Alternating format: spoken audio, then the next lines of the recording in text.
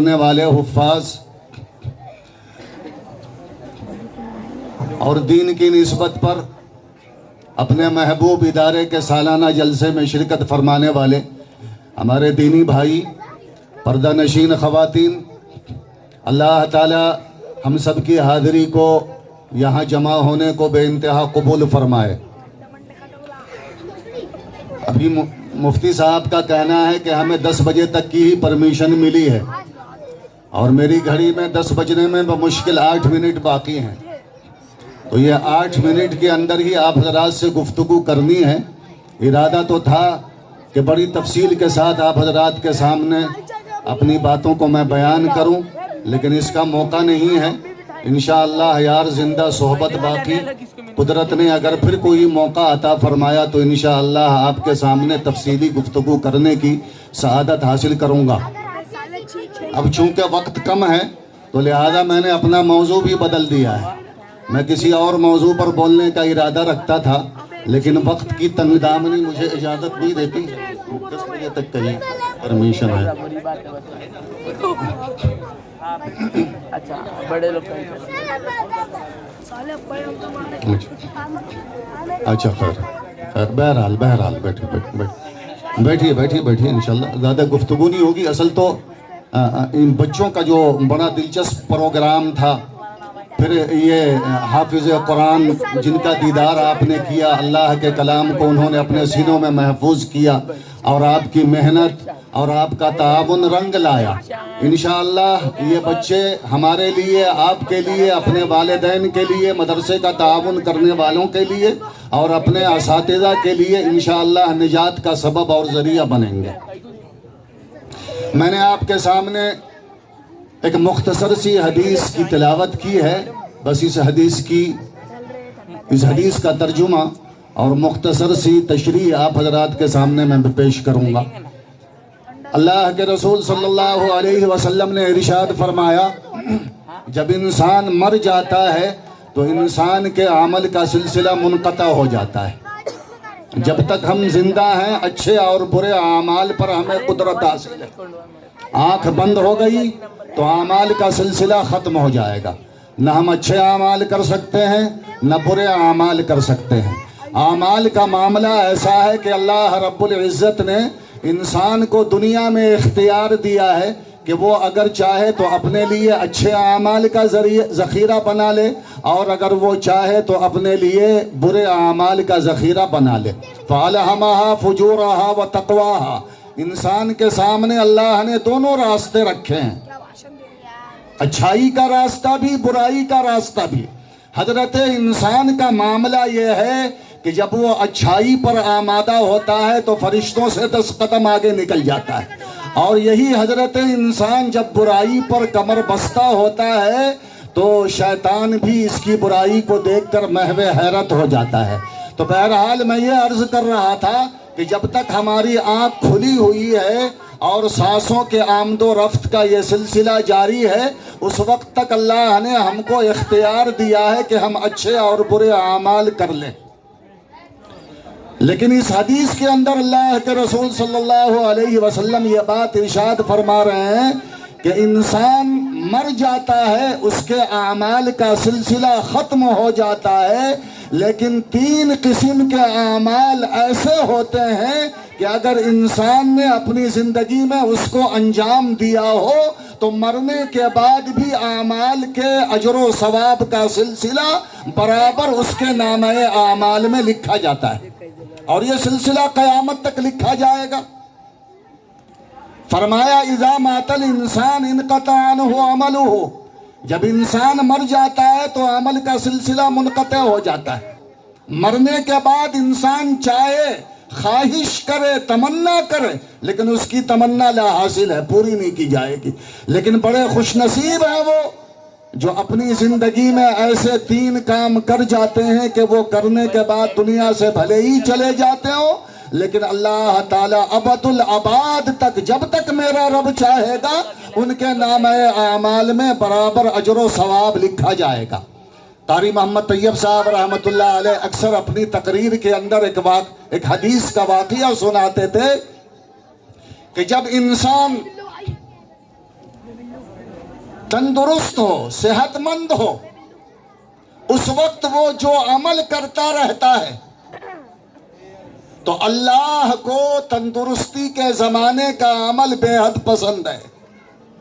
जवानी के आलम में जो इबादत की जाती है, जवानी के आलम की इबादत अल्लाह को बहुत पसंद है। मुस्लिम शरीफ की हदीस है, अल्लाह के रसूल सल्लल्लाहु ताला अलैहि वसल्लम इरशाद फरमाते हैं, सबअतुन युज़िल्लुहुमुल्लाहु फी ज़िल्लिही यौम ला ज़िल्ला इल्ला ज़िल्लहु। इस हदीस के अंदर अल्लाह के रसूल सल्लल्लाहु अलैहि वसल्लम ने 7 ऐसे खुश नसीबों का तज़किरा फरमाया है जिन 7 खुश नसीबों को कल अल्लाह ताला क़यामत के दिन अपने अर्श के साए के नीचे जगह देगा। उन 7 लोगों में से एक वो खुश नसीब भी है, वशाबुन नशा फी इबादतिल्लाह, वो नौजवान जो जवानी में अल्लाह की इबादत करता है। तो जवानी की इबादत अल्लाह को बेहद पसंद है। हकीमुल इस्लाम हजरत अक़दस क़ारी मोहम्मद तैयब साहब रहमतुल्लाह अलैह फरमाते थे कि आप जवानी के आलम में, सेहत के ज़माने में, तंदुरुस्ती के ज़माने में जो अमल करोगे, अब आप पर बुढ़ापा आ गया, बुढ़ापे के आलम को आप पहुंच गए, आपकी बीनाई मुतासिर हो गई, समात मुतासिर हुई, कुव्वते गोयाई मुतासिर हुई, चलने फिरने की सकत आप में नहीं रही। अब आप 5 वक्ता नमाज के लिए न मस्जिद में आते हैं, बसारत की कमज़ोरी की वजह से न कुरान की तिलावत कर पाते हैं, आप कमज़ोरी और नकाहत की वजह से दीन का कोई काम करने से आप माजूर हो गए हैं। लेकिन जवानी के आलम में अगर आपने जो इबादत की होगी तो बुढ़ापे के आलम में अल्लाह ताला फरिश्तों से फरमाता है कि इस बंदे को 5 वक्ता मस्जिद में आकर जमात से नमाज पढ़ने का सवाब भी लिखो, इस बंदे को कुरान करीम की तिलावत का सवाब भी अता करो, खैर खैरात करने का सवाब भी अता करो। फरिश्ते अर्ज करते हैं, ऐ अल्लाह, ये बंदा तो माजूर है, अपने पाँव से चल भी नहीं पाता, उठकर बैठने की सकत भी नहीं है, चे जाए कि ये मस्जिद में आकर 5 वक्ता फर्ज नमाज अदा करे। तो अल्लाह रब्बुल इज़्ज़त फरमाते हैं कि चूंकि जवानी भी हमने अता की थी और बुढ़ापा भी हमने अता किया है, मेरा ये बंदा जवानी के आलम में मुझे याद किया करता था, नमाज जमात से पढ़ा करता था, कुरान की तिलावत किया करता था, दीन के कामों में हिस्सा लिया करता था। अब बुढ़ापा भी हमने इसको अता किया है, अब ये माजूर और मजबूर हो चुका है, अब इसको आमाल पर कुदरत नहीं, लेकिन जवानी की इबादत की बरकत से अल्लाह ताला बुढ़ापे के आलम में ना करने वाले सारे आमाल का अजर व सवाब उस बंदे को अता फरमाते हैं। ये अल्लाह की तरफ से कितनी बड़ी रहमत है। इसलिए हमारा कुछ मिजाज ऐसा बन गया है कि जवानी के आलम में अल्लाह की तरफ रुजू नहीं होते, दीन के कामों में हिस्सा नहीं लेते, मस्जिद की तरफ नहीं आते, हज भी हम करते हैं तो बुढ़ापे के आलम में। जिन लोगों को अल्लाह ने हज की सआदत अता फरमाई है वो जानते हैं कि सबसे कमज़ोर और सबसे लाचार हाफिज हमारे इंडिया का होता है, और दूसरे मुल्कों से जो हाजी आते हैं बड़े तंदुरुस्त और तवाना होते हैं। और हजरे वहाँ जमरात पर मैंने देखा मुफ्ती साहब, एक हाजी साहब शिकायत कर रहे थे अपने औलाद की कि कम बखत खुद नहीं आया, इस उम्र में मुझे मरने के लिए भेज दिया। ऐसा भी होता है। तो मेरे बुजुर्गों, अल्लाह ने जो सेहत दी है, जो तंदुरुस्ती दी है, जो ताकत दी है, इसकी कदर कीजिए। अल्लाह रब्बुल इज़्ज़त का इरशाद है, व इन तउद्दू निअमतल्लाहि ला तुहसूहा, अगर तुम अल्लाह की नेमतों पर उसका शुक्र अदा करोगे, अल्लाह और ज्यादा तुमको अपनी नेमतों से नवाजेगा, नेमतों से नवाजेगा। तो अल्लाह के रसूल सल्लल्लाहु अलैहि वसल्लम ने इरशाद फरमाया कि 3 लोग ऐसे हैं कि वो मरने को मर जाते हैं, लेकिन अल्लाह ताला मरने के बाद भी उनके नामे आमाल में अजर व सवाब लिखवाते रहते हैं। पहला शख्स कौन सा है? फरमाया सदक़तुन जारियतुन। आप अपनी जिंदगी में कोई ऐसा काम कर जाइए जो आपके लिए सदक़ाए जारिया बन जाए। हमारा मसला यह है कि वक्त की कदर व कीमत का हमको एहसास नहीं। जैसा कि मैंने अभी अर्ज किया कि जवानी के आलम में दीन की तरफ हम रुजू ही नहीं होते, مسجدیں آباد بھی نہیں ہوتی. اس لیے آپ دیکھیں, برا ماننے کی بات نہیں ہے کہ ہماری مسجدوں میں نوجوانوں سے اور بچوں سے زیادہ تعداد ہمارے بزرگوں کی ہوتی ہے. کسی فارسی کے شاعر نے کہا ہے کہ در جوانی توبہ کردن شیوہ پیغمبری, وقت پیری گرگ ظالم می شود پرہیزگار. اے بھائی, جوانی میں اللہ کی عبادت کر. جوانی میں اللہ کی عبادت کرنا اللہ کے نیک بندوں کا, بزرگوں کا, صالحین کا, صحابہ کا اور انبیاء کا طریقہ ہے. اور فرمایا کہ وقت پیری گرگ ظالم می شود پرہیزگار. جب بھیڑیا بوڑھا ہو جاتا ہے تو وہ بھی ولی اللہ بن جاتا ہے. کیوں؟ اس کے اندر اب طاقت نہیں رہی, شکار کرنے کی ہمت نہیں رہی, اس کے قوا کمزور ہو گئے. تو اب وہ تسبیح ہاتھ میں لے کر اللہ اللہ اللہ اللہ اللہ اللہ کرنے لگتا ہے. تو بہرحال اللہ کے رسول صلی اللہ علیہ وسلم نے ارشاد فرمایا صدقۃ جاریۃ. آپ اپنی زندگی میں دیکھیے, جب ہم آئے تھے خالی ہاتھ آئے تھے, جائیں گے خالی ہاتھ جائیں گے, لیکن بڑے خوش نصیب ہیں وہ لوگ جو اس دنیا میں رہ کر اور اس دنیا سے جانے سے پہلے وہ اپنے لیے آخرت کا ذخیرہ اپنے نامہ اعمال میں لکھوا جاتے ہیں. تو فرمایا صدقۃ جاریۃ. اب صدقہ جاریہ کیا ہے؟ آپ نے مسجد کی تعمیر کروا دی, مسجد کی تعمیر میں حصہ لے لیا, پانی کی سبیل لگوا دی, کسی دینی ادارے کا تعاون کیا, مسافروں کے لیے سرائے بنوا دی, آپ نے کوئی درخت لگا دیا, اللہ کے مخلوق کے لیے کسی فائدے کا آپ نے کام کیا. یہ آپ کا عمل ایسا ہے, بات میری نہیں, میری تو زبان ہے. اللہ کے سچے رسول صلی اللہ علیہ وسلم نے ارشاد فرمایا کہ ان اعمال کا کرنے والا دنیا سے چلا جاتا ہے, اللہ تعالیٰ اپنے فضل و کرم سے برابر اس کے نامہ اعمال میں اجر و ثواب عطا فرماتے رہتے ہیں. پہلی چیز. دوسری چیز فرمایا او علم ينتفع به. آدمی علم حاصل کرے. دیکھیے, ایک ہوتا ہے علم نافع اور ایک ہوتا ہے علم زار. ایک علم وہ ہوتا ہے جس سے انسان خود اپنی ذات کو نفع پہنچاتا ہے اور اس کے علم سے اللہ کی مخلوق بھی نفع حاصل کرتی ہے. ایسے علم کو علم نافع کہا گیا ہے. اور اللہ کے رسول صلی اللہ علیہ وسلم نے ایسے علم سے پناہ مانگی ہے جس علم سے انسان خود بھی گمراہ ہو, خود بھی بھٹک جائے اور اللہ کی مخلوق کی گمراہی کا سبب بن جائے. حضور پاک صلی اللہ علیہ وسلم کی حدیث ہے, آپ دعا فرماتے تھے اللہم انی اسألک علما نافعا. اے اللہ, میں ایسے علم کا آپ سے سوال کرتا ہوں جو علم میری ذات کے لیے اور آپ کی مخلوق کے لیے نفع بخش ہو. تو او علم ينتفع به, انسان ایسا علم حاصل کرے, مثلا قرآن کا علم ہے, حدیث کا علم ہے. دیکھیے, قیامت تک, قیامت کی صبح تک, سورہ اسرافیل پھونکے جانے تک جب بھی قرآن پڑھا جائے گا, حدیث پڑھی جائے گی, قرآن سنا جائے گا, حدیث سنی اور سنائی جائے گی, اس کا ثواب ہمارے بزرگان دین کو, مجتہدین, ائمہ مجتہدین کو, فقہا کو, محدثین کو, راویان حدیث کو, صحابہ کرام کے واسطے سے اللہ کے رسول صلی اللہ تعالی علیہ وسلم تک پہنچتا رہے گا. او علم ينتفع به. ذرا سوچئے تو صحیح, یہ جو ملک ہے ہمارا, یہ ملک ہندوستان, اللہ کا شکر ہے کہ اس ملک کے چپے چپے پر اور گوشے گوشے پر دین کے قلعے پائے جاتے ہیں. یہ مدرسے کیا ہیں؟ یہ دین کے قلعے ہیں.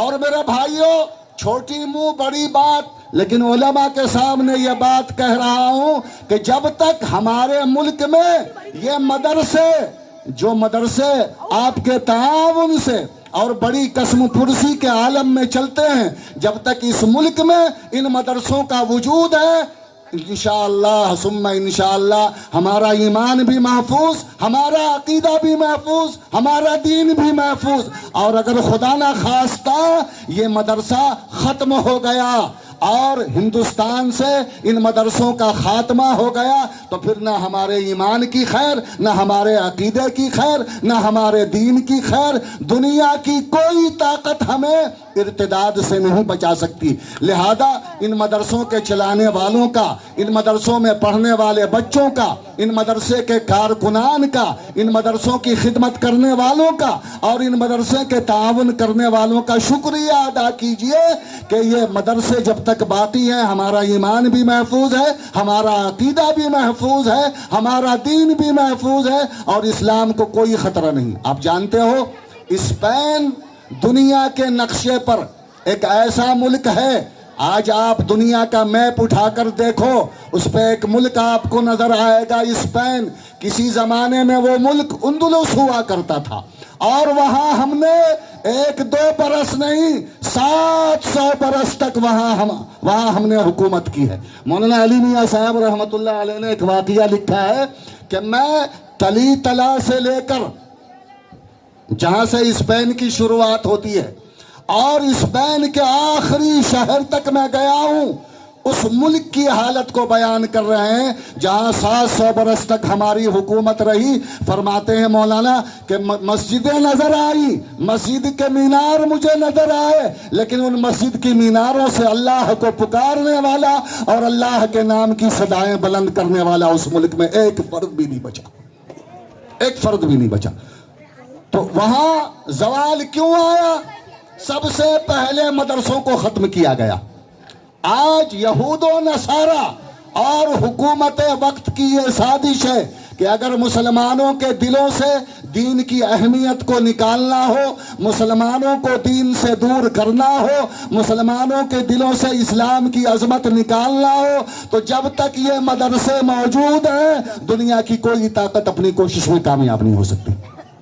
اس لیے سارا نزلہ ٹوپی والوں کو، داڑھی والوں کو، جبہ والوں کو کہا جاتا ہے جی ٹیررسٹ ہیں، یہ دہشت گرد ہیں، یہ اگروادی ہیں، یہ آتنک وادی ہیں، یہ آتنک پھیلاتے ہیں۔ بھلا بتلائیے ہم جیسا ملا جو مسجد میں بیٹھا ہوا سبحان اللہ الحمدللہ کہتا ہے، وہ اپنے روزی روٹی کی فکر مسجد میں بیٹھ کے کرتا ہے، ہمارا کیا لینا دینا آتنک سے اور ہمارا کیا لینا دینا ٹیررزم سے؟ یہ محض سمجھیے حکومت وقت کی سازش کو سمجھیے۔ یہ فرمان آپ نے دیکھا اتر پردیش کے اندر وہاں کی حکومت نے مدرسے کا سروے کروایا۔ دراصل حکومت یہ چاہتی ہے کہ دانستہ یا نادانستہ طور پر چلنے والے ان دینی مدارس کا خاتمہ کر دیا جائے، چونکہ حکومت بھی جانتی ہے اور دنیا بھی جانتی ہے کہ جب تک یہ مدرسے موجود ہیں اور مدرسے کو چلانے والے علماء موجود ہیں اور ان مدرسوں میں قرآن کریم کی تعلیم دینے والے حفاظ کرام موجود ہیں، اس وقت تک مسلمانوں کے دلوں سے دین کو نہیں نکالا جا سکتا، دین کو نہیں نکالا جا سکتا۔ اللہ کا شکر ہے۔ میں ایک بات اور کہہ دوں اور پھر اپنی بات کو میں ختم کروں گا۔ دیکھیے میں علماء کے سامنے بڑے وثوق کے ساتھ اور بڑی امید کے ساتھ آپ کے سامنے اللہ کو گواہ بنا کر یہ بات کہہ رہا ہوں کہ اس ملک میں ہمارا مستقبل روشن ہے، انشاءاللہ روشن ہے۔ حالات آئیں گے، مسائل آئیں گے، پرابلمز آئیں گے، سمسیائیں آئیں گی، لیکن اگر کوئی یہ چاہتا ہے کہ اس ملک سے مسلمانوں کا نام و نشان مٹا دیا جائے، اللہ کی قسم سورہ اسرافیل پھونکے جانے تک کوئی دنیا کی طاقت اپنے مقصد میں کامیاب نہیں ہو سکتی۔ کیوں؟ اس لیے علماء کے سامنے ایک بات کہتا ہوں کہ دوسرے ملکوں میں جو حربہ اپنایا گیا، مسلمانوں کے خلاف جیسی سازش کی گئی، مسلمانوں کو مٹانے کے لیے جو اسکیمیں بنائی گئی، اس ملک میں ہمارے خلاف سینکڑوں مرتبہ وہی اسکیمیں بنی، وہی حربے استعمال کیے گئے، لیکن خدا کو منظور ہے کہ مسلمان اس ملک میں رہیں تو بڑے سے بڑے حربے اور بڑے سے بڑی اسکیموں کو اللہ تعالیٰ نے فیل کر دیا۔ علامہ اقبال کا شعر ہے کہ امت مرحوم مر سکتی ہے مٹ سکتی نہیں، زندہ و جاوید ہے اللہ والوں کا گروہ، اور امت مرحوم مر سکتی ہے مٹ سکتی نہیں. اور ایک بات تو جانتے ہو آپ, اللہ کا شکر ہے ہم صاحب ایمان ہیں, ایمان کا چراغ ہمارے دلوں میں روشن ہے. تو ایمان کی بنیاد پر ہم یہ بات کہتے ہیں کہ ہم جب تک ہیں اس وقت تک یہ ملک ہے, اور جب ہم نہیں رہیں گے ملک بھی نہیں رہے گا. ہم ہیں تو تم ہو, تمہاری وجہ سے ہم نہیں, ہماری وجہ سے تم ہو, اور یہ ملک ہمارا ہے. اور ابھی چند دنوں پہلے ہمارے مولانا ارشد مدنی صاحب دامت برکاتہم جمعیت علماء ہند کے صدر نے ایسی تقریر کی کہ ساری دنیا میں ایک کھلبلی مچ گئی. اور کہا گیا جی, اب تک تو ہم سے یہ کہا جاتا تھا گھر واپسی کرو, گھر واپسی کرو, گھر واپسی کرو. پہلی مرتبہ گھر واپسی کا صحیح مطلب مولانا نے ہمیں بتلایا اور فرمایا کہ ہم تو اپنے گھر میں ہی ہیں, تم بھٹک گئے ہو, ضرورت تم کو ہے کہ تم اپنے گھر میں آؤ. تو میرے بزرگوں, بہرحال تفصیل کا موقع نہیں, تو اللہ کے رسول صلی اللہ علیہ وسلم نے ارشاد فرمایا او علم ينتفع به, ایسا علم, بس ایک بات اور عرض کرنی ہے, ایسا علم جو آپ کی ذات کے لیے بھی نافع ہو اور اللہ کی مخلوق کے لیے بھی وہ علم نافع ہو. ایسا علم اگر کسی نے حاصل کیا ہے تو انشاءاللہ وہ اس کے لیے صدقہ جاریہ بنے گا. تیسری چیز فرمایا او ولد صالح یدعو لہ. مفتی صاحب آخری بات عرض کر دو, او ولد صالح یدعو لہ, انسان اپنے پیچھے ایسی اولاد کو چھوڑ جائے کہ وہ اولاد اپنے والدین کے لیے دعائے خیر اور دعائے مغفرت کرتی رہے. انشاءاللہ یہ حافظ قرآن بچے, یہ مدرسے میں پڑھنے والے بچے, اللہ کا شکر ہے کہ نہ یہ صرف یہ کہ اپنے ماں باپ کے لیے دعا کرتے ہیں بلکہ آپ کے لیے اور اس عالم میں بسنے والے تمام صاحب ایمان کے لیے یہ دعا کرتے ہیں. ایک واقعہ چھوٹا سا سنا دوں, اس کے بعد اپنی گفتگو کو ختم کروں گا. حضرت قاری محمد طیب صاحب رحمۃ اللہ تعالی علیہ دارالعلوم دیوبند کے سابق محتمم, ان کا یہ معمول تھا کہ وہ روزانہ 5 پارے کی تلاوت کیا کرتے تھے. سفر میں ہو, حضر میں ہو, اپنے مقام پر ہو, کہیں بھی ہو, کتنی مصروفیت ہو, وقت نکال کر وہ روزانہ 5 پارے کی تلاوت کیا کرتے تھے. ان کا معمول تھا. لوگوں نے ایک مرتبہ پوچھا کہ حضرت سفر میں ہو, حضر میں ہو, کتنی بھی مصروفیت ہو, لیکن تلاوت کبھی فوت نہیں ہوتی, تلاوت کا معمول ہے. انہوں نے جو واقعہ بیان کیا وہ میں سنانا چاہتا ہوں. انہوں نے کہا کہ بات دراصل یہ ہے کہ میرے والد ماجد حضرت مولانا حافظ محمد احمد صاحب رحمۃ اللہ علیہ, قاری محمد طیب صاحب رحمۃ اللہ علیہ کے والد ماجد, اور مولانا محمد احمد صاحب رحمۃ اللہ علیہ کے والد ماجد قاسم العلوم والخیرات دارالعلوم دیوبند کے بانی و مبانی حضرت مولانا محمد قاسم نانوتوی رحمۃ اللہ تعالی علیہ تھے. تو قاری صاحب رحمۃ اللہ علیہ سے کسی نے پوچھا کہ حضرت کیا بات ہے, جزاک اللہ, کیا بات ہے کہ آپ ہمیشہ 5 پارے کی تلاوت کرتے ہیں؟ فرمایا کہ بات دراصل یہ ہے کہ ایک دفعہ میرے والد ماجد نے مجھے بلایا, اور بلانے کے بعد مجھ سے فرمایا کہ بیٹا میں نے تجھے حافظ قرآن اس لیے بنایا ہے کہ میں اپنے پلے اپنے طور پر تو کوئی عمل نہیں پاتا, لیکن مجھے امید ہے میں نے تجھے حافظ قرآن اس لیے بنایا ہے کہ جب میں مر جاؤں تو روزانہ قرآن کی تلاوت کر کے مجھے بخش دیا کرنا. یہ معمول. اللہ کا شکر ہے کہ آج اس مجلس مدرسے سے 3 حافظ قرآن نکلے. اللہ تعالیٰ اس قرآن کی برکت سے اس مدرسے کو دن دونی رات چوگنی ترقی نصیب فرمائے. اس مدرسے کے بانی مفتی سید آفتاب عالم صاحب اور یہاں جتنے کارکنان ہیں, اہل محلہ, پردہ نشین خواتین, میرے دینی بھائی, تمام جو اس مدرسے کی محبت میں یہاں جمع ہوئے ہیں, اللہ تعالی ہم سب کی حاضری کو قبول فرمائے اور ہماری دلی تمناؤں اور دلی آرزوؤں اور مرادوں کو اللہ تعالیٰ پورا فرمائے. بہت کچھ کہنا چاہتا تھا لیکن وقت کی تنگ دامنی اجازت نہیں دیتی.